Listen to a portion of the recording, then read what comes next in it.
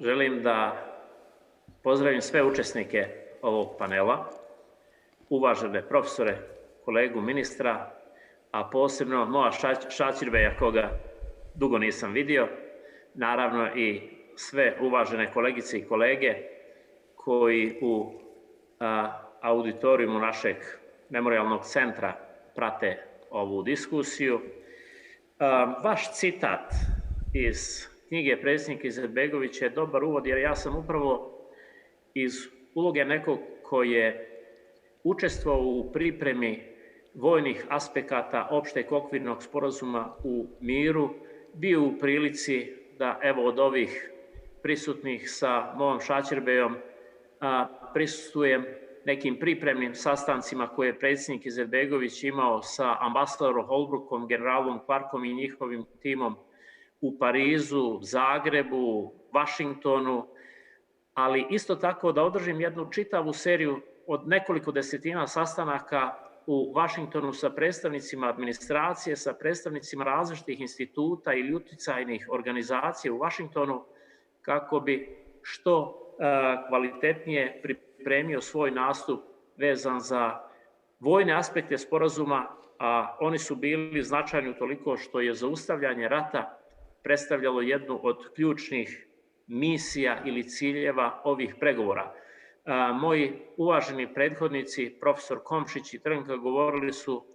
o političkim i pravnim aspektima ovih pregovora i njihovim posljedicama, ali ono što želim da naglasim jeste činjenica da je predsjednik Izetbegović i na samom početku pregovora još uvijek bio u jednoj značajnoj dilemi da li imamo zrele i objektivne uslove za prihvatanje mira ili se trebamo odlučiti za nastavak rata. Naime,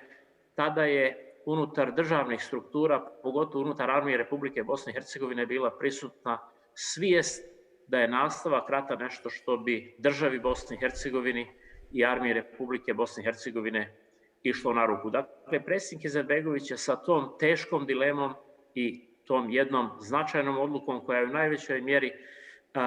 pritiskala njegova pleća, ušao u same pregovore. Nakon svih tih sastanaka koje sam dobio, ja sam predsjedniku Izetbegoviću dao jedan papir sa procjenom načina pristupa i pregovaračke strategije koju će svaka od učesnica pregovora imati u okviru pregovora. I ono što je mene na samom početku tih pregovora, budući da nisam imao baš nekog posebnog iskustva sa predsjednikom Izetbegovićem i sličnih situacija, fasciniralo, jeste jedna kompleksnost, sveobuhvatnost i širina kojom je predsjednik Izetbegović pristupao ovim pregovorima. U tom smislu ja sam posle prvih 4-5 dana, kad sam pročitao vojni aneks opšteg okvirnog sporazuma o miru, donio listu preporuka i sugestija za stav delegacije Bosne i Hercegovine u odnosu na tekst sporazuma, a pogotovo onaj koji se odnosio na vojne aspekte. Predsjednik Izetbegović je već posle nekoliko sati, nakon što sam mu dostavio draft tih svojih preporuka, pozvao me u svoj kabinet i onda napravio jedan komentar. Bilo je, sjećam se, u tom prvom draftu nekih 27 sugestija i predsjednik kaže, sve su one meni manje više bliske, prepoznajem ih, slažem se sa njima i sve su mi prihvatljivi, iako su neke od njih pisane, uslovno rečeno, tehničkim vojničkim jezikom, ali ih intuitivno, instinktivno dobro razumijem i čitam. Osim ove primjedbe pod rednim brojem 9, gdje tražite ove posebne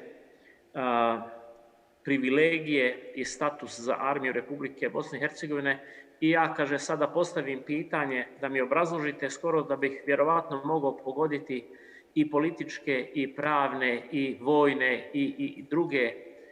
razloge zbog čega na njima insistirate, ali želim da imate jednu vrstu senzibiliteta za složenost Bosne i Hercegovine.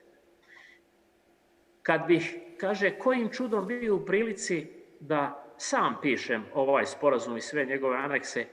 ja ga uopšte ne bih napisao u korist Bošnjaka, a na štetu Srba i Hrvata. Dugoročno bi takav sporazum štetio najviše nama Bošnjacima. Nama treba pravedan sporazum i ništa preko toga. To je jedan stav koji je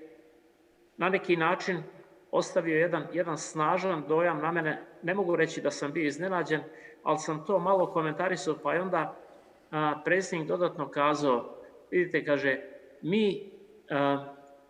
Bošnjaci bolje funkcionišemo kada smo pomiješani sa Srbima i Hrvatima. Čak je i dodao, ne daj Bože da ostanemo sami. Dakle, snaga tih njegovih poruka je na neki način sa svim onim što je integrirao svojom liderskom, svojom državničkom i ukupnom ulogom u tim pregovorima dodatno potvrđena tokom jedne noći kad sam sa generalom Clarkom ostao, to je negdje do kasno noć ili rano izutra, u ofis generala Clarka je ušao ambasador Holbrook, ignorisao je moje prisustvo jer mu se nije dopadala neka neposredna komunikacija ili česta komunikacija koju sam imao sa generalom Clarkom, ali je onda zauzeo jedan svoj relaksiran, komotan gard u jednoj od stolica i onda se obraća generalu Clarku riječima: Ves, mi moramo pomoći predsjedniku Izetbegoviću. I to, kaže, u našem interesu, ne toliko, kaže, u interesu Bosne i Hercegovine. Predsjednik Izetbegović u ovim pregovorima razmišlja u kosmičkim razmjerima,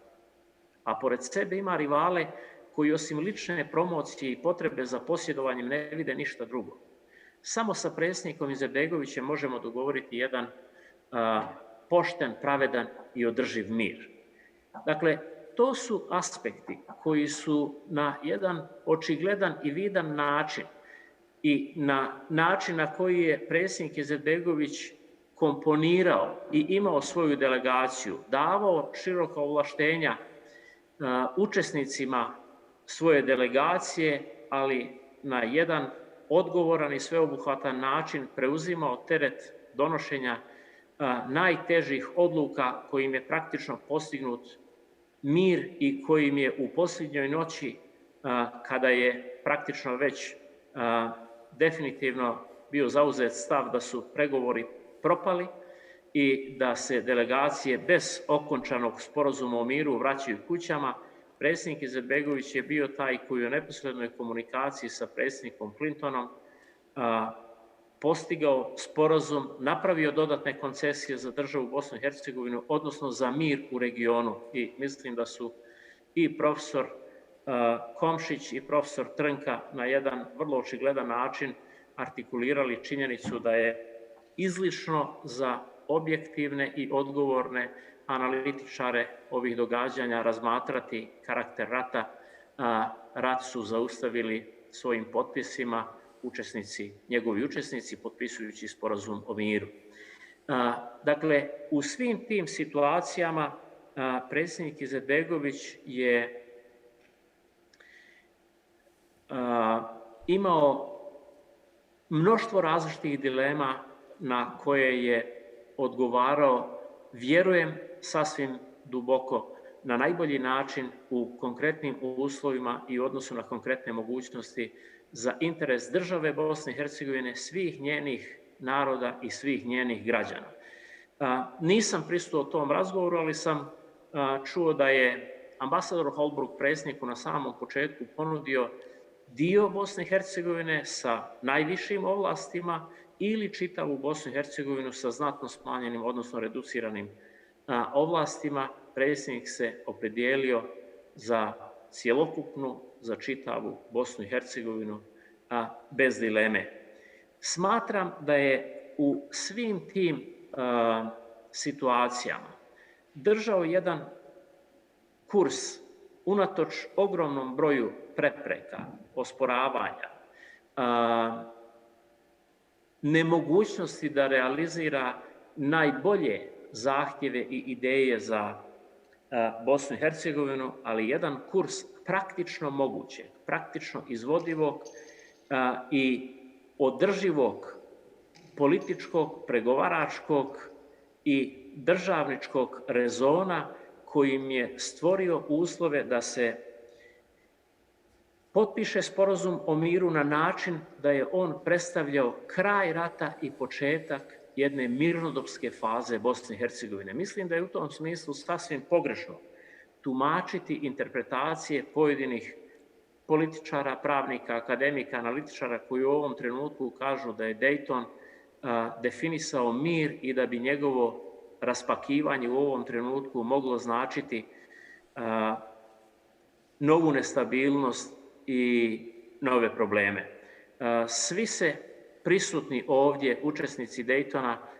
vjerovatno iz kontakta sa svojim sagovornicima sjećaju često ponavljanih konstatacija da Dayton treba biti praktično jedno polazno i prijelazno rješenje koje će stvoriti uslove za siguran i stabilan mir, za jedan trezven pristup političkih aktera Bosne i Hercegovine nakon postizanja mira, da na nekom principu kompromisa, konsultacije i konsenzusa dogovaraju dalji napredak države Bosne i Hercegovine i njene organizacije u interesu svih naroda i svih građana. I činjenica je da je Dejtonski mirovni sporazum u sebi integrirao mehanizam promjene. I dakle, sve dotle, dok imamo saglasnost potrebnih političkih volja, odnosno aktera u Bosni i Hercegovini, ne postoji odredba Dejtonskog mirovnog sporazuma niti ijednog njegovog aneksa koja se dodatno ne može promijeniti. Mislim da u tom smislu odbrambena reforma predstavlja jedan od najilustrativnijih primjera, jer je pokazala na kakav način je moguće izgrađivati institucije Bosne i Hercegovine uz neku prisutnu saglasnost međunarodne političke volje i političkih stavova i volja aktera unutar Bosne i Hercegovine. Odbrambena reforma je, da vas podsjetim, praktično potpuno ukinula odbrambene strukture koje su postojale na nivou entiteta i formirala Ministarstvo odbrane i oružane snage na nivou Bosne i Hercegovine, a podsjetit ću vas da smo 3 dana unutar Dejtonskih pregovora potrošili u namjeri da se formira neka odbrambena struktura na nivou države Bosne i Hercegovine i nakon tih 3 dana napora došli smo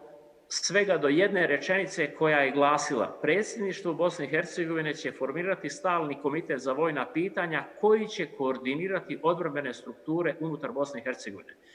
Toliko o tome šta je bila prisutna politička volja pregovarača u Dejtonu u novembru 1995. godine, a podsjetit ću vas da je već početkom 2003. godine odlukama Lorda Robertsona i visokog predstavnika u Bosni i Hercegovini Pedija Ešdauna praktično započela odbrambena reforma koja je zaključena krajem 2005. godine. U decembru mjesecu je donešena druga i za sada do danas važeća verzija zakona o odbrani Bosne i Hercegovine, zakona o službi u oružanim snagama, i ta reforma je bila preteča i jedna vrsta modela za mnoge druge reforme koje su tada napravljene. Odmah nakon odbrambene reforme su formirane mnoge institucije na nivou države, krenuo je jedan snažan zamah evrointegracijskog kretanja Bosne i Hercegovine, gdje je opet bio vidljiv jedan rezon da su mnoge reforme unutar tog međunarodnog integracijskog puta Bosne i Hercegovine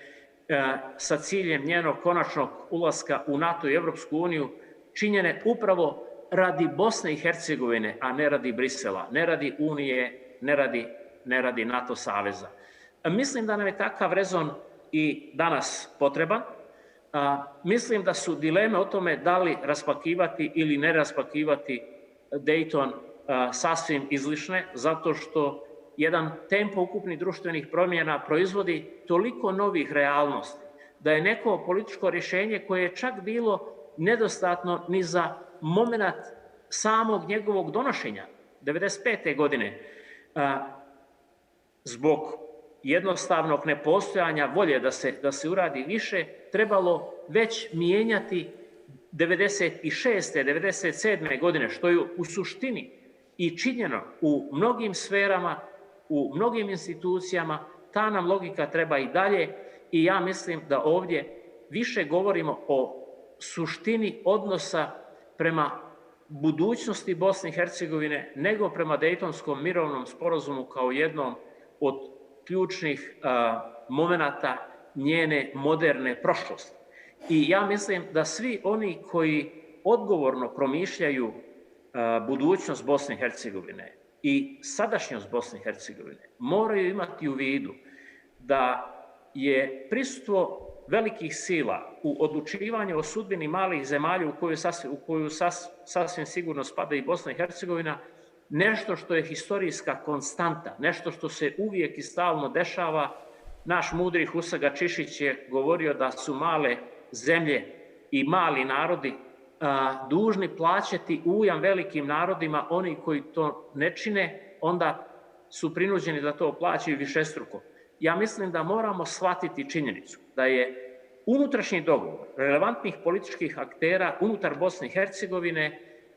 najbolji mehanizam za nadgradnju, za jednu evolutivnu, razvojnu putanju Dejtona u interesu države, u interesu svih njenih naroda i u interesu svih njenih građana. Nedostatak tog dogovora praktično priziva i poziva velike sile da to rade u naše ime i pitanje je da li ćemo imati snage i mudrosti koju je svojevremeno imao predsjednik Alija Izetbegović, da odgovorno, konstruktivno i sveobuhvatno posmatramo sudbinu svih naroda i svih građana i postižemo sporazume u interesu države, a ni na čiju štetu, ili da dozvolimo drugima da to rade u naše ime. Još bih jedan detalj podsjetio, ambasador Holbrooke je u jednom trenutku u Dejtonu kazao: sa vama je teško pregovarati, kod vas se ne može govoriti o balansu satisfakcija. Kod vas se u stvari mogu balansirati samo frustracije. Pa čak da je taj princip i dalje prisutan, i dalje važan, treba imati u vidu da je bolje da mi balansiramo i frustracije nego da doživljavamo frustracije rješenjima koje će nametnuti neko drugi bez našeg aktivnog učešća. I zaključit ću to jednom logikom ili realnošću da ukoliko budemo aktivni u tom procesu, ukoliko budemo slijedili filozofiju u pregovorima koju je pokazivao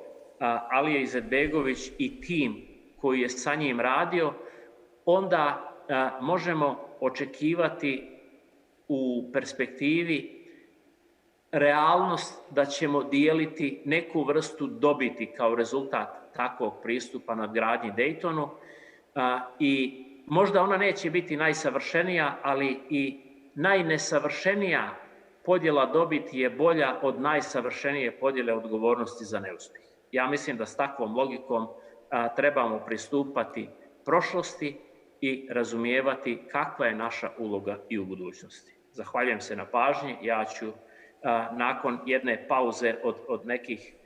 pola sata se vratiti da prisustvujem diskusiji i da učestvujem u tome. Hvala, ministre Cikotić.